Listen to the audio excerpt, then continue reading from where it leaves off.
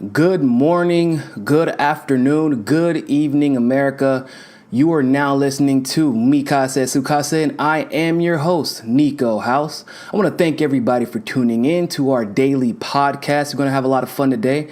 As you all know, the government shutdown is all of a sudden over. Yeah, I know. Oh, stop the presses. Because I definitely told you all it wasn't going to go anywhere. Luckily, I've been doing this politics thing a little long enough to know when both sides are full of shit and they're trying to call each other's bluffs, when in reality, they're both bluffing. So before we get started, I do want to go ahead and thank our affiliates, the credit surgeons.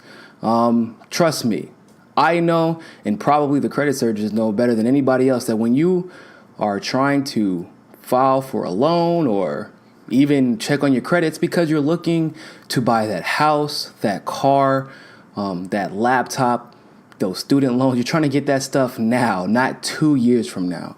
So go ahead and go to thecreditsurgeons.com and contact them. They can get your credit fixed as well as offer you protection from identity theft. Once again, that's thecreditsurgeons.com. Now that we got that out the way, who was scared? Who was scared? Be honest.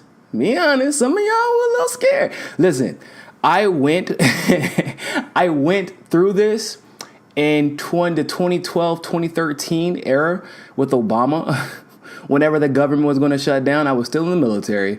And when we saw our LESs, which is our leaving earning statement, that's the piece of paper that tells us how much we're going to get paid. Let me tell you something. My captain walked out of the office and said, "Fuck this, I'm leaving." He was pissed.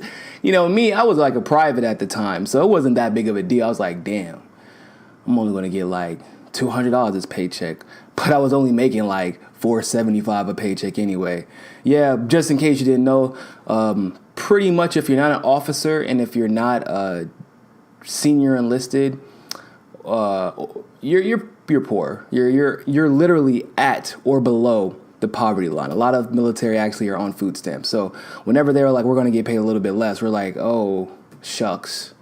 We're going to get paid less than pennies. So instead of pennies, we're getting paid pesos now. But I remember, and I was freaked out. And then I remember one of my sergeants was like, calm down, calm down. It's not going to be, it's a game.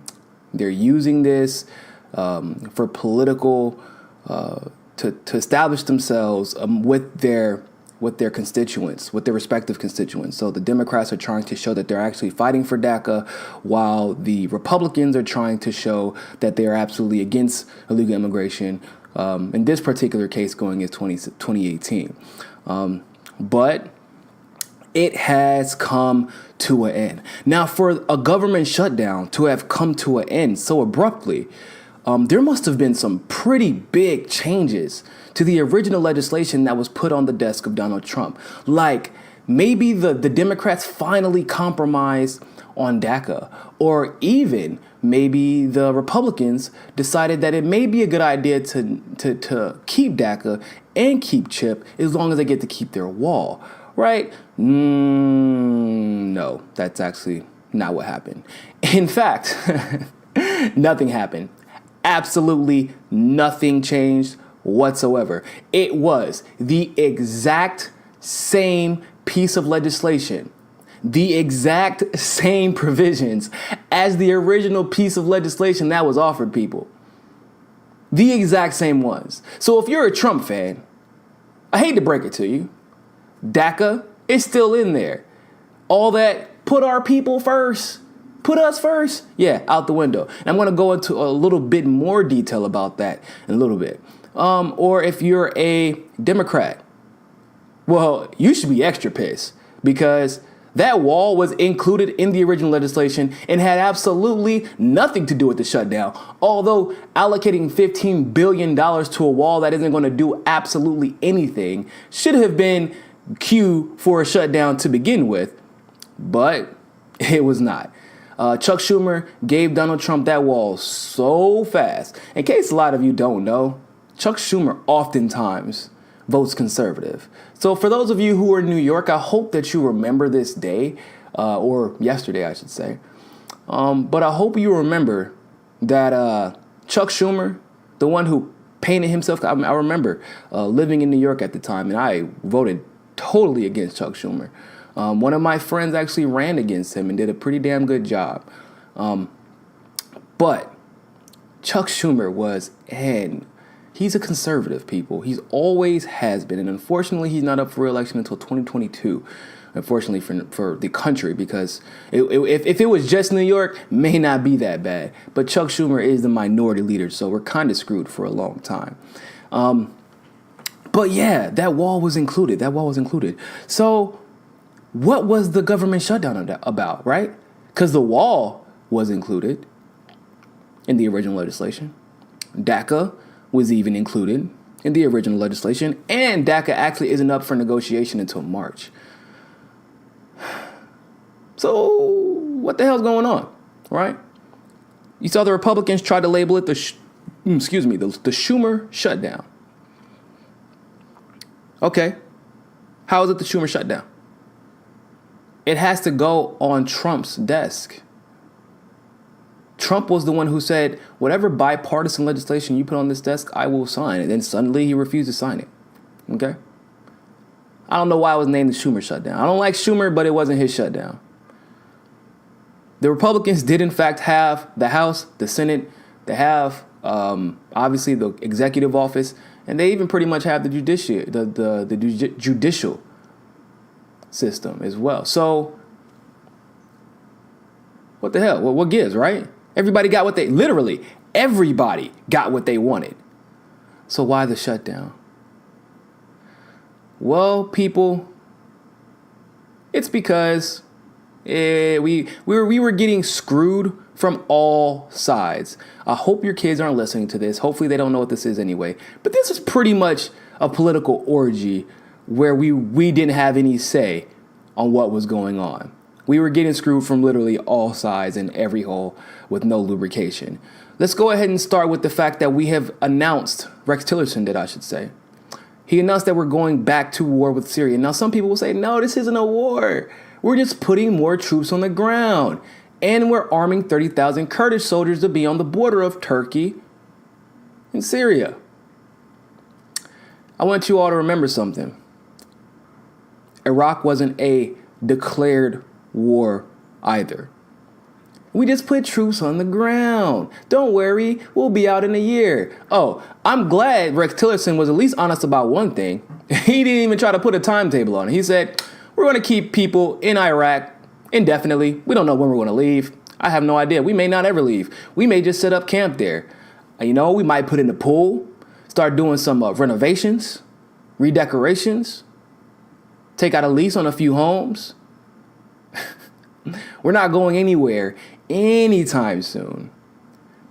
This is what it's called a proxy war. There's no need for a declaration of war where you could just start surging troops one by one. Oh, crap, we have 150,000 troops there? How did that happen? That's pretty much what happened in the war in Iraq. Happened in Libya. So, yeah, while we were all complaining and what's going on, I can't believe that this is happening. The government can't shut down. How am I going to get my E3 paycheck, my $500 a month?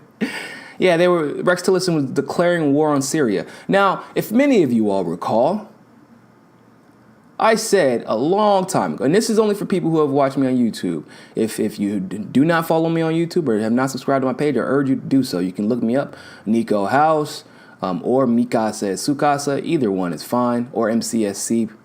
But I said that the moment that Donald Trump sat down with Henry Kissinger, Trump supporters, anybody really, but Trump supporters who want to believe that Trump does no wrong, that should have been your wake-up call. Because even for myself, someone who commended Trump for pulling the CIA out of Syria, even for myself, I was like, wow, okay, so I thought he was going to be a little different than Hillary Clinton in regards to foreign affairs. However, I guess as the deep state wore him down, he's caving in. Do you know what the reason Rex Tillerson said we're going to be back in Iraq? Or excuse me, back in Syria? First, he started with the BS. You know how that goes. Let's fear monger a little bit. So we want to be there just in case ISIS comes back. We don't want to repeat another situation like Iraq, where we had extremists that ended up aligning with ISIS and ultimately Al Qaeda and ultimately creating ISIS because we left okay, how about this? We weren't supposed to be in Iraq to begin with. So yeah, you are very much so correct. We don't want another situation like Iraq. But supposedly, we didn't have thousands of on-the-ground troops in Syria. Remember that? We didn't, supposedly. I can't say whether or not that we did or we did not. I'm sure Special Forces was there. I'm almost 100% positive. We weren't supposed to have troops in Syria. So what do you mean another situation like Iraq? What it seems like you're saying is that we've had troops in Syria this whole time and no one wanted to say anything about it. But hey, that's his excuse. So we don't want ISIS to come back, even though they've been completely and totally obliterated militaristically. Thanks to Russia, weirdly enough. And thanks to Assad. Oh, but speaking of Assad, he also said, I'm going to get to Assad last. He also said, we also have to make sure that Iran doesn't strengthen itself in the region. They're not going to invade Syria. They have no quorum with Syria. So what is it really about? Oh, we have to make sure that they don't destroy Israel. Yeah. Oh, okay. Okay. So for the 50th freaking thousandth time, if Iran, Syria, Afghanistan, Iraq, Egypt, Libya, Yemen, Palestine, Dubai, Qatar, you hear how many countries I just named? If they wanted to wipe Israel off the face of the planet, don't you think it would be pretty easy to do so? Just a little bit. I mean, Israel's not that big. I know they've been doing a lot of illegal and unauthorized expansion over the last few years, but they haven't expanded that damn much. Now, people are saying, yeah, because those countries are all scared that the United States could invade them if they... what? Hold up. You're telling me that the countries that are already currently being destabilized economically and militarily and invaded by the United States are scared that if they attacked Israel, then the United States would attack them? That makes total sense. Yeah. I'm going to be scared of someone attacking me who's already constantly attacking me in one way or another. Huh. Interesting.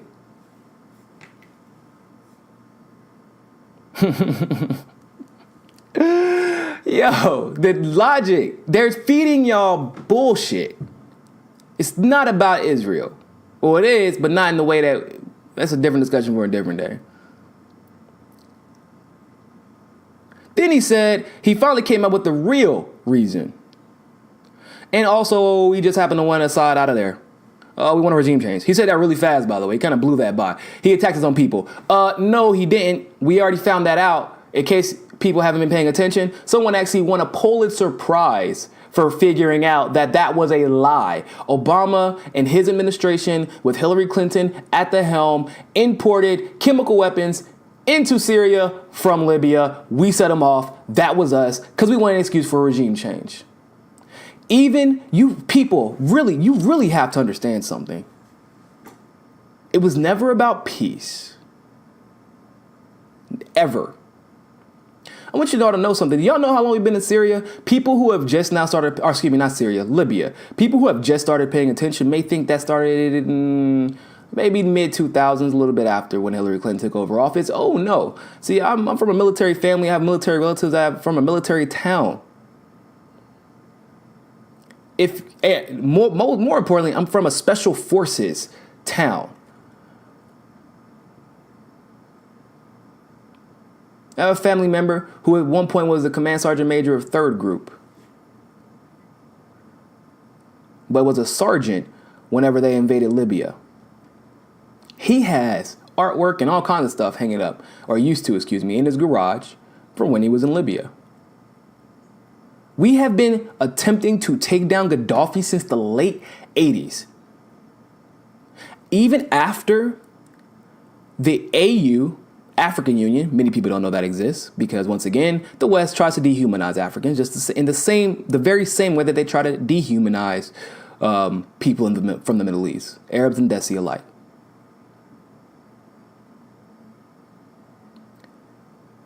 We attacked Gaddafi then.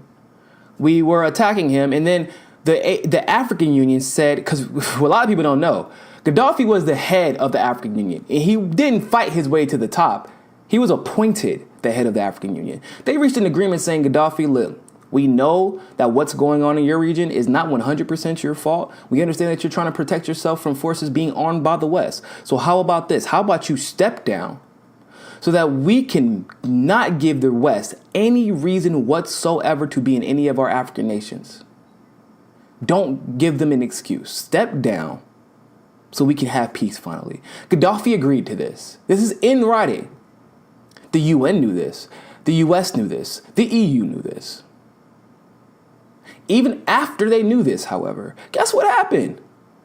You guessed it. We still killed them. We still attacked them.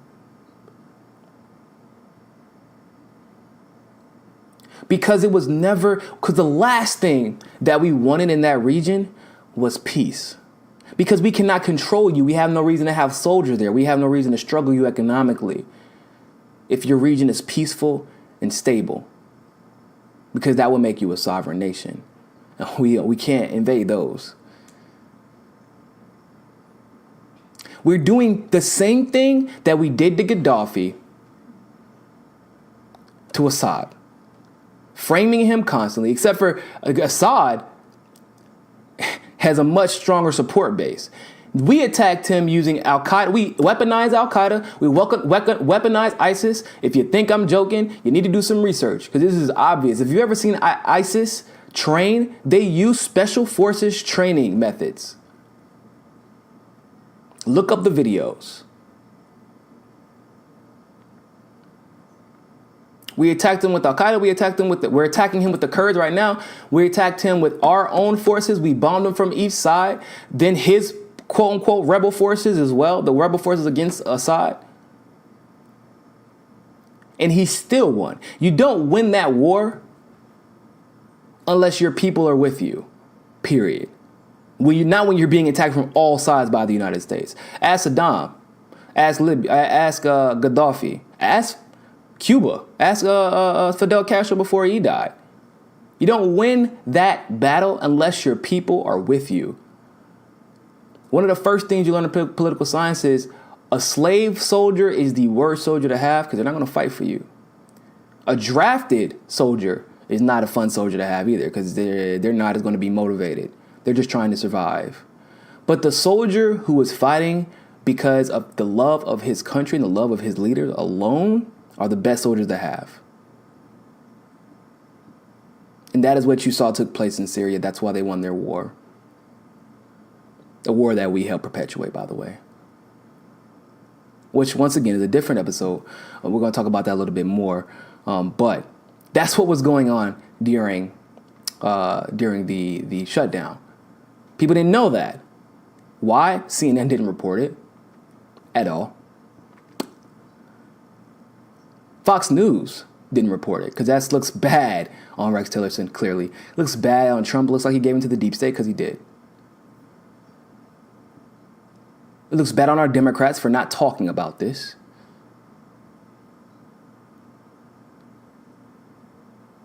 And he gave this announcement, Rex Tillerson gave this announcement at Stanford. Didn't make headlines at all, people. How else do we know that the government shutdown was flawed? That it was clearly bait and switch. Well, for some reason, I see a lot of MAGA supporters, Trump supporters, who think that Donald Trump is all about taking care of his own. They think that he's about America first, right? They think that he is all about getting rid of illegal immigration. That's what they like to call it. The correct term is undocumented citizens. Because if anybody knew that, if anybody understood law, or hell, read basic definitions, they would know that most immigrants did not illegally immigrate here or illegally migrate here. Most of them came on legitimate visas, and they overstayed their welcome while they were trying to apply for a permanent visa. Because that process is extremely convoluted and very difficult to deal with. But most of them did not illegally immigrate here. They're currently undocumented. They're doing everything else right. They're not breaking any laws. Most of them are working. Most of them are paying taxes. Most of them are playing sports, going to college, doing whatever they can do to be a productive citizen. But they didn't illegally. Most of them, 80% of them, did not illegally migrate here. They were undocumented. They're currently undocumented, although they may have had documentation before. Their stay is unlawful, not illegal, if that makes sense. My attorneys out there understand what I'm saying. But they think that he was going to end DACA. Because remember, he made this big brouhaha in the beginning of at the end of last year, around September, October. We're going to get rid of DACA. And then remember that little conversation stopped. And I hope y'all didn't think it was because of all your protests. Because Trump does what he wants to regardless of who's protesting. Understand that. But remember, y'all really thought that it was because of y'all thought that he was going to get rid of DACA, because that's what he said. He was going to get rid of it that day. I remember it was a big deal. I remember people were texting me. I have friends who are dreamers who are on their visa right now, who have work visas, student visas because of DACA. And then all of a sudden, they just stopped. And nobody talked about it anymore. I wonder why that is. Well, ladies and gentlemen, here's another angle that a lot of people are not aware of. Did you know that Israel, or more specifically AIPAC, which is a super PAC that is dedicated to making sure that U.S. and Israeli relations stay strong, AIPAC is very clear on where it stands with DACA. In other words, Israelis have a lot of domestic interests in the United States, and they want to make sure those domestic interests can be maintained. They want to make sure that if any of the Israelis have children here, that they can maintain their citizenship, because they get to keep their Israeli citizenship and the United States citizenship if they're born in this country, in case you didn't know.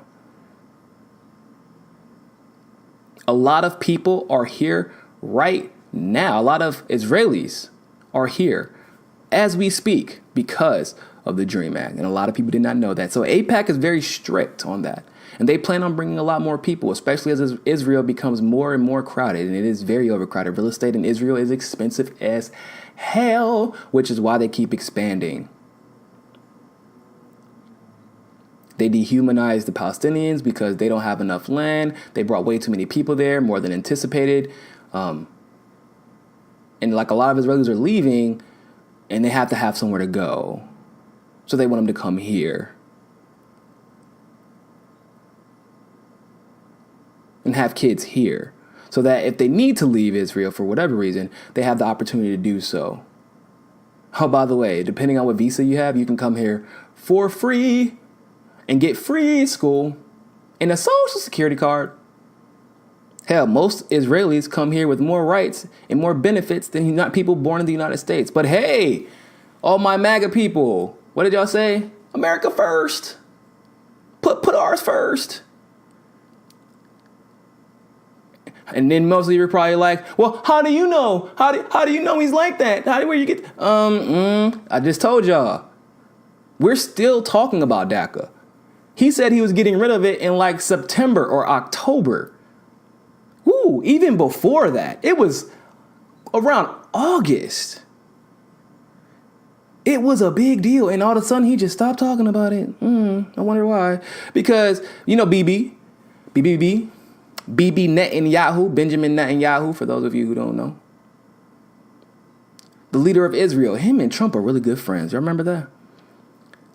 Jerusalem. That's how you say it in Hebrew. Jerusalem is the capital of Israel, according to Donald Trump. Bibi love that. He loved hearing that. They're friends. And Trump is really good friends with AIPAC. He doesn't want to ruin that relationship. So what do? Hey, listen. So we just going to stop talking about DACA. And then this government shutdown convinced you, Mitch McConnell convinced you, Paul Ryan convinced you that the Democrats have a choice. It's between CHIP and DACA. What the hell kind of choice was? What choice? Everybody still got what they want. DACA's being extended. So the MAGA people, y'all out. Trump's still getting his wall. So liberals, y'all out. CHIP is still in place. So children at least win on that front. Families are now not going to be separated they will still be separated because this immigration policy here is shit in general. But families will not be separated because of DACA's removal, which, by the way, isn't being renegotiated until March. Trump still gets to pretend, because it comes down to this. Trump knows what he was doing. When he was talking about illegal immigration, what he was saying is Mexican immigration. Those brown people who come over here. That's what he was talking about. He wasn't talking about the Israelis. He wasn't talking about the Russians. He wasn't talking about the Eastern Europeans. He wasn't talking about the Western Europeans. He wasn't talking about the Canadians. He wasn't talking about the Cubans. He was talking about the brown Mexicans, Ecuadorians, Salvadorians. That's what he was referring to. So how do you do that? How do you keep the image? Because you don't have to say it. You know, the worst thing of race, being called racist is actually worse than being being a racist in America now. Like even though you're racist, but being called a racist is actually worse than being racist. It's a new thing out there. It's like a new trend in conservative world. But being called a racist is worse than being a racist. And so what do? You don't say that you're going to do it. But what you're going to say is, hey, we're going to keep DACA. Most of them don't even know what the hell DACA is. They don't know what it does. They keep saying it's illegal immigration, even though literally being a part of DACA is the opposite of illegal immigration. You have a visa. You have either a work visa or a student visa also, and a work permit. You are documented. That's how they track how many freaking DACA people there are, how many dreamers there are.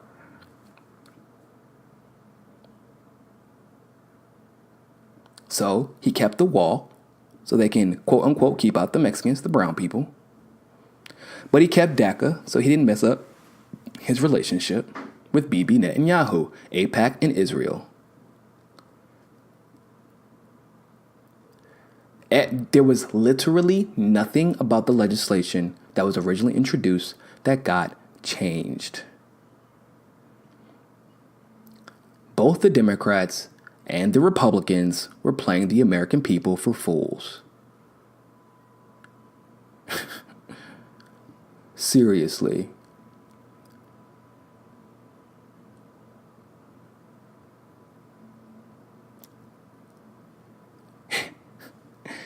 There was never going to be a chance that they were going to let the military go without pay. It hasn't happened yet. They did the federal government, I know, had like a little shutdown temporarily, or the federal people had like a little furlough situation for a little bit, but they're not going to let their military not get paid.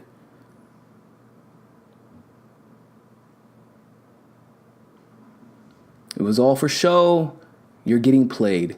The left, the right, the middle, The only ones who aren't getting played the only ones who aren't getting played are the ones who are paying attention. So shout out to y'all, which if you're on this podcast, you're clearly paying attention. So thank you all so very much for listening. Once again, if you have any credit troubles, check out thecreditsurgeons.com. Contact them, email them. And like I said, I understand and they do as well. If you're looking for a house, you're not looking for it 2 years, 3 years, 4 years from now. You're looking for it right now. If you're looking for a car, you're trying to get it as soon as possible. And Credit Surgeons is here to help you do that. Also, if you are on Patreon, you can donate to my Patreon account, our One Follow $1 campaign at www.patreon.com/mikasa. And that will be it for today. Always remember, ladies and gentlemen, find your balance. Peace.